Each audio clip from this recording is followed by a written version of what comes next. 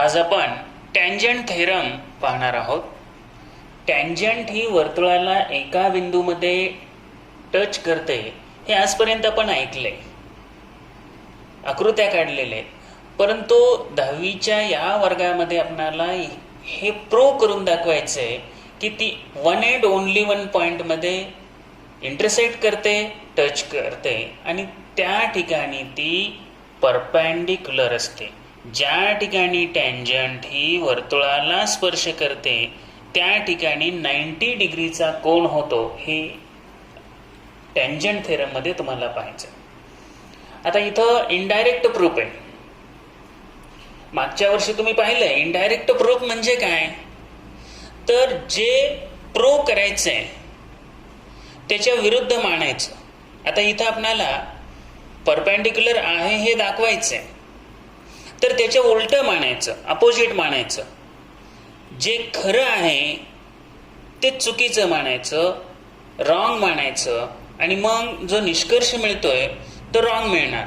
आणि रॉंग निष्कर्ष मिळाल्यानंतर आपलं सपोजिशन रॉंग आहे असं दाखवणं हे येतं इनडायरेक्ट प्रूफमध्ये. चला प्रत्यक्ष थेरम बघू.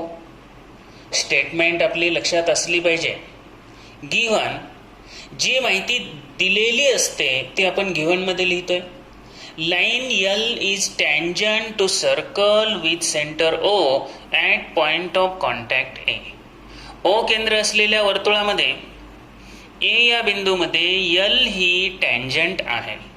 बस टू प्रूव्ह, तर ही एल टँजंट परपेंडिक्युलर आहे त्रिज्येला, ओ ए या त्रिज्येला परपेंडिक्युलर आहे हेच इथं दाखवायचं. इनडायरेक्ट प्रूफ असल्यामुळे आता जसं म्हटलं हे परपेंडिक्युलर आहे ते काय करायचं, नाही असं सपोज करायचं. एल परपेंडिक्युलर दाखवायचे, आपण इथं नाही असं सपोज केलं तर ओ एला परपेंडिक्युलर नाही. मग काय करायचं, परपेंडिक्युलर असणारी दुसरी ओ बी, या ठिकाणी आपण ओ बी ही दुसरी सेगमेंट काढलेली आहे. एल ला परपेंडिक्युलर असणारा दुसरा सेगमेंट ओ बी काढला. बरं, हे काढल्यानंतर त्याच्यावर कन्स्ट्रक्शन बघा पुढं. Take point C on line L. या ठिकाणी ही आकृती खाली घेतलेली आहे. ह्या ही एल रेषा आहे. एल रेषेवर पॉइंट सी असा घ्यायचा आहे जो बी पेक्षा वेगळा असेल. बघा, बी पेक्षा वेगळा असा पॉइंट सी घ्या. A dash B dash C, म्हणजे ए आणि सी च्या मध्ये बी असेल, हे बिटवीननेस आहे. आणि B A is equal to B C. तो पॉइंट घेताना A B is equal to B C हे कन्स्ट्रक्शन नीट लक्षात घ्या. आता कन्स्ट्रक्शन केल्यानंतर आपल्याला ऍक्च्युअली त्याचं प्रूफ देत असताना दोन ट्रायंगल कॉन्ग्रुएंट दाखवायचे. कोणते दोन ट्रायंगल आहेत बघा, ओ बी सी आणि ओ बी ए, हे दोन ट्रायंगल कॉन्ग्रुएंट दाखवायचे. तर यासाठी बघा, ओ बी कॉन्ग्रुएंट ओ बी कॉमन आहे, दोन ट्रायंगल मध्ये कॉमन आहे. त्यानंतर O B C congruent O B A, each 90 perpendicular मुळे. आणि ए बी आणि बी सी हे दोन जे सेगमेंट आहेत, बी सी कॉन्ग्रुएंट ए बी, हे कन्स्ट्रक्शन केलं. त्यामुळं triangle O B C congruent triangle O B A SAS टेस्टनं साइड अँगल साइड SAS टेस्टनं हे दोन triangle O B C O B A congruent दाखवले. आता त्याच्यावरून O C congruent O A, O C congruent O A हे corresponding segment congruent दाखवले, corresponding sides of congruent triangle. आता O C congruent O A हे दाखवणं इथं महत्वाचं होतं. आता याच्यावरून पुढे जाऊया. या ओ सी आणि ओ ए मध्ये ओ ए ही रेडियस आहे. ओ ए ही गिव्हन मध्येच आपणाला दिलेला आहे. ओ ए ही रेडियस आहे. जर ओ ए रेडियस असेल आणि आता दाखवलं OA is equal to OC, म्हणजे OC सुद्धा रेडियसच असली पाहिजे. OC सुद्धा रेडियसच असली पाहिजे. तर आता OC ही रेडियस त्रिज्या आहे हे सिद्ध केलं. याचा अर्थ काय झाला, OA आणि OC रेडियस असतील तर पॉइंट A आणि C हे दोन्ही पॉइंट वर्तुळावर आले. तर A ऑलरेडी आहे, C आता वर्तुळावर आला, म्हणजे रेषा L ही वर्तुळाला दोन डिस्टिंक्ट म्हणजे डिफरंट भिन्न पॉइंट A आणि C मध्ये वर्तुळाला टच केलं. पण L काय आहे, L ही टँजंट आहे आणि या टँजंटचं वैशिष्ट्य आहे, tangent he one and only one point मध्ये इंटरसेक्ट करत असते. या ठिकाणी किती पॉइंट आले, 2 पॉइंट आले.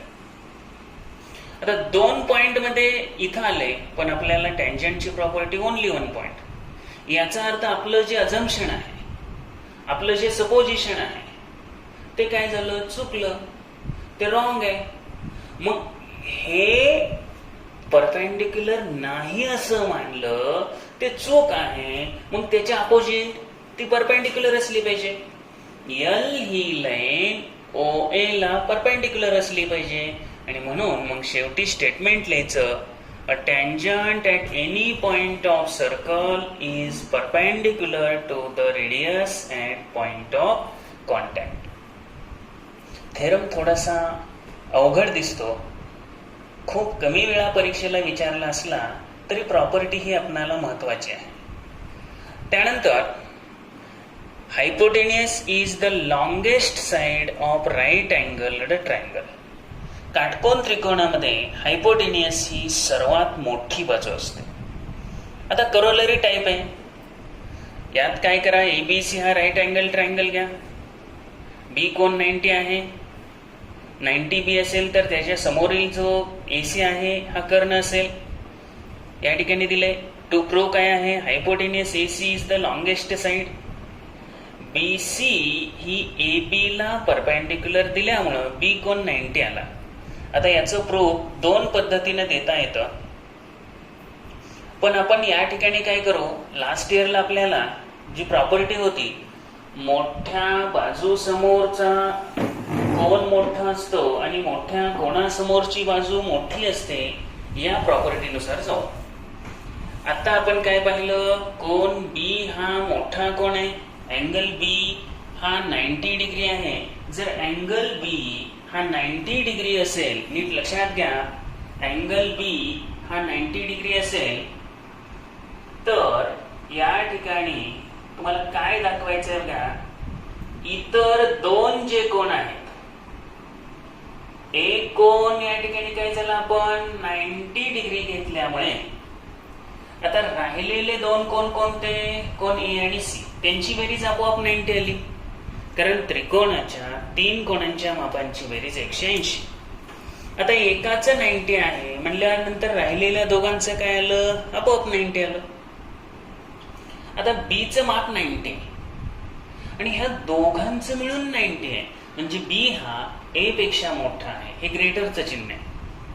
त्यानंतर B हा C पेक्षा पण मोठा आहे.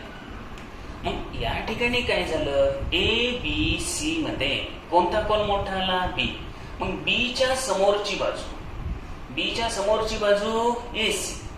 आपण काय करतो, पॉइंट B सोडतो आणि AC बरोबर घेतो, तर AC बाजू BC पेक्षा ग्रेटर. A कोणासमोरची बाजू BC, A च्या समोरची बाजू BC, B समोरची AC, A समोरची BC. नीट लक्ष द्यायचं, B समोरची परत AC आणि C समोरची बाजू AB. याला हा थेरम आपण वापरतोय, गेल्या वर्षी झालेला आहे. आता या दोन्हीवरून काय आपल्याला म्हणता येतं, BC पेक्षा AC मोठा आहे आणि AB पेक्षा पण मोठा आहे. 3 बाजूमध्ये मग आता मोठी कोणती साइड आली, AC हा जो हायपोटेनियस आहे हा निश्चितपणे मोठा आला. ही प्रॉपर्टी सुद्धा अधूनमधून उपयोगाला येते. तर converse of tangent theorem. Tangent थेरमचा हा कॉन्व्हर्स आहे. कॉन्व्हर्स हे परीक्षेला विचारले जात नाही असं बोर्डाने डेफिनेटली सांगितलेलं आहे, तरी पण वेगवेगळ्या गणितांमध्ये यांचा उपयोग केला जातो. त्यासाठी कॉन्व्हर्स सुद्धा बघावेच लागतील. आता कॉन्व्हर्समध्ये काय होतं तर मूळ थेरममध्ये जे टू प्रूव्ह मध्ये होतं ते गिव्हन मध्ये येतं आणि गिव्हन मधलं टू प्रूव्ह मध्ये जर यल ही टँजंट आता परपेंडिक्युलर आपण घेणार आणि यल ही रेषा परपेंडिक्युलर घेणार आणि ती टँजंट दाखवायची. बघा, a line perpendicular to a radius is at a point of contact on the circle is tangent to circle. हे स्टेटमेंट आहे. आता प्रत्यक्ष थेरम कडे जाऊ. Given m is the center of circle, mn is radius आणि l perpendicular mn at n. तर O केंद्र असलेल्या वर्तुळामध्ये mn ही रेडियस असून l ही परपेंडिक्युलर आहे. टँजंट शब्द वापरला नाही गिव्हन मध्ये, पुन्हा एकदा आठवण करून देतोय. तो प्रूव्ह मध्ये यल ही टँजंट आहे हे दाखवायचं. आता त्यासाठी काय केलं, प्रूफ घेताना प्रूफ मध्ये point P, take point P on line L. या यल रेषेवर पॉइंट पी एन पेक्षा वेगळा पॉइंट घ्या. Take point P on line L other than N आणि हे MP जोडून घ्या. आता MP जोडल्यानंतर MN हे L ला परपेंडिक्युलर असल्यामुळं MNP हा काय झाला, काटकोन त्रिकोण झाला. N90 आलं ना, त्यामुळे तो काटकोन त्रिकोण झाला. आता याच्यामध्ये MP हा हायपोटेनियस आणि आपण थेरम पाहिलंय, hypotenuse is the longest side of right angled triangle. काटकोन त्रिकोणामध्ये कर्ण ही सर्वात मोठी बाजू असते. या ठिकाणी काय झालं, MP हा कर्ण आहे म्हणजे तो या ठिकाणी MN पेक्षा निश्चितपणे मोठाच असणार. आणि इथं दाखवले MN पेक्षा MP is greater than MN. परंतु MN ही रेडियस आहे हे गिव्हन मध्ये दिले. MN ही रेडियस आहे हे गिव्हन मध्ये दिले आणि त्यामुळं जर MN रेडियस असेल, बघा MN पेक्षा MP मोठं आहे, त्रिज्येपेक्षा MP मोठं आहे, म्हणजे पॉइंट P वर्तुळावर असेल का, नसणार. तो वर्तुळाच्या बाह्य भागात असेल, एक्सटेरियर मध्ये असेल. लेस असतं तर इंटेरियर मध्ये आला असता. आता ग्रेटर असल्यामुळं पॉइंट पी कुठं आला, out of the circle, exterior.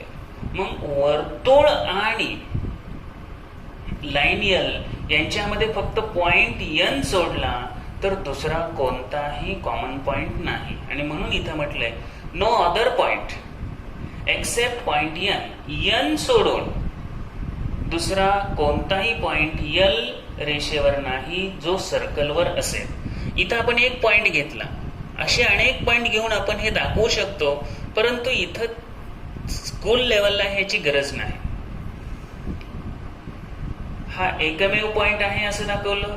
Line L ही वर्तुळाला एका बिंदूत इंटरसेक्ट करते आणि महत्वाचं हेच आहे, टँजंटसाठी कोणता पॉइंट महत्वाचं आहे, एका पॉइंट मध्ये इंटरसेक्ट करणं हेच महत्वाचं आहे. आणि मग इथं हे सिद्ध झालं, L intersects circle at only one point N आणि एका बिंदूत स्पर्श करते म्हटलं की ती काय झाली, टँजंट झालं. आपलं जो थेरम आहे त्याचं प्रूफ मिळालं. Line perpendicular to a radius, त्रिज्येला लंब असणारी रेषा ही वर्तुळाला त्या बिंदूमध्ये स्पर्शिका असते. तर टँजंट थेरमचा हा कॉन्व्हर्स होता. दोन्ही थेरम तसे लक्षात ठेवायला टफ पडतात.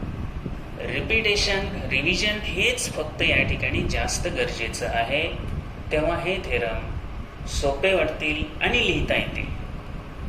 टँजंटच्या प्रॉपर्टी पाहिल्यानंतर देअर आर इन्फायनाईट म्हणजे अनंत असंख्य रेषा infinite lines passing through point बी.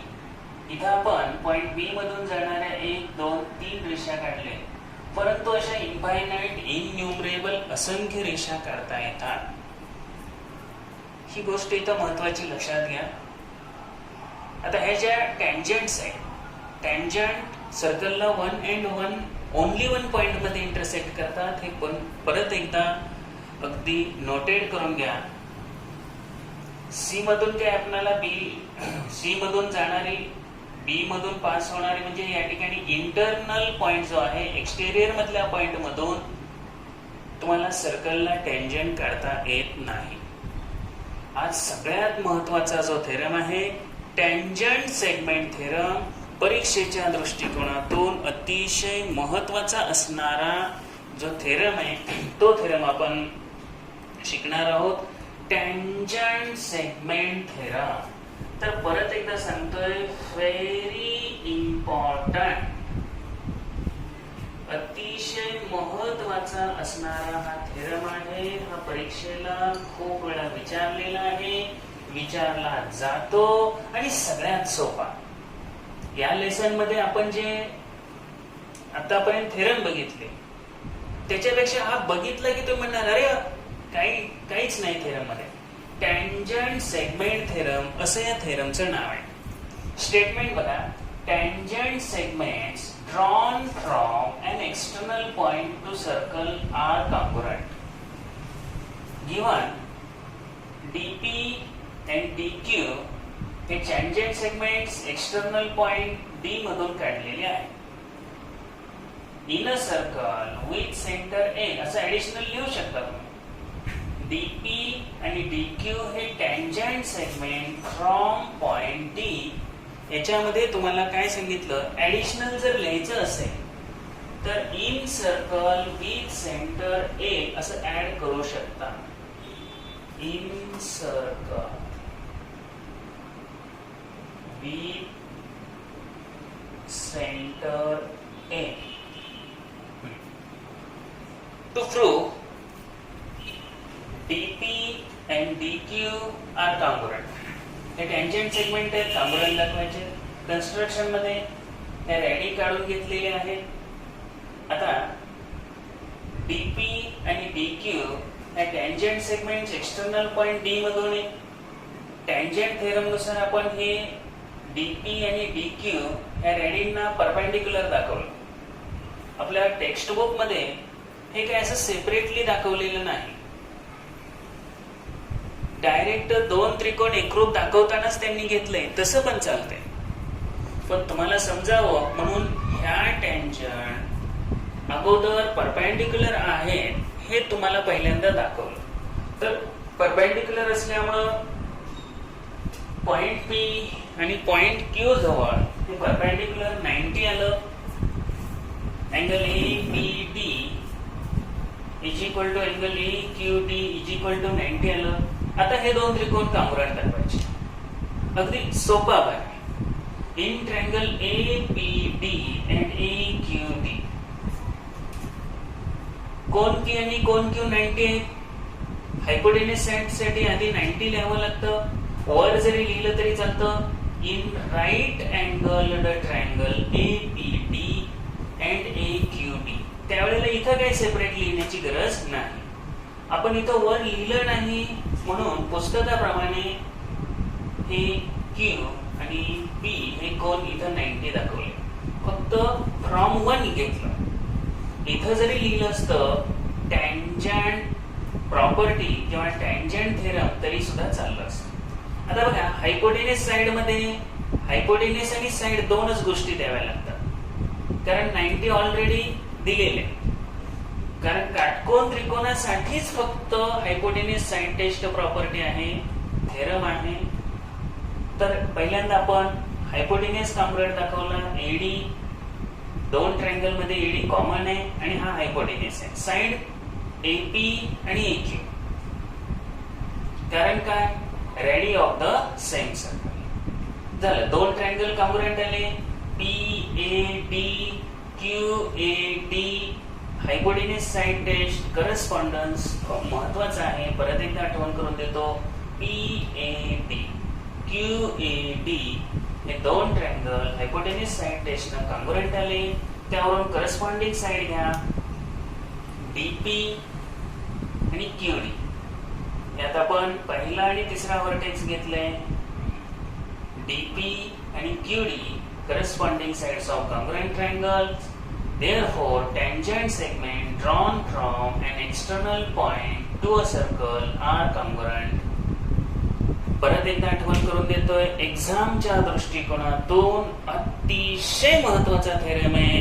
तुमचे 4 मार्क हा थेरम फिक्स करून जाईल.